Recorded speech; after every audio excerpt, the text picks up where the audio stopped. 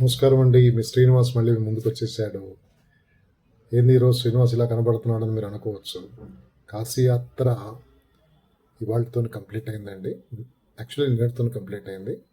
So ఇవాళ మార్నింగే మేము దియోఘర్ నుంచి దేవ్ఘర్ అంటారు కదా, జార్ఖండ్లో ఉంది, అక్కడి నుంచి ఫ్లైట్ క్యాచ్ చేసేసి వయా బెంగళూరు హైదరాబాద్ వచ్చేసాం. సాయంత్రం అయింది వచ్చేటప్పటికి. సో ఈరోజు 12 రోజులు పూర్తయినాయండి. కాశీ మరియు దేవ్ఘర్ కలిపి మేము కంప్లీట్. సో మేము అనుకున్నట్టు, నేను చెప్పినట్టు మీకు ముందు నుంచి కూడా కాశీలో 9 రాత్రులు మేము ఉన్నామండి. మీకు మొదటి రోజు, రెండో రోజు, మూడో రోజు విశేషాలు కూడా మీతో పంచుకున్నాను. ఎలాగో వచ్చేసాను కాబట్టి హైదరాబాదు, సో ఆ విశేషాలు 4వ రోజు నుంచి కూడా మీకు విశేషాలు పంచుకుంటానండి. సో 4వ రోజు విశేషాలు ఏంటంటే, కాశీలో మేము ఉన్నప్పుడు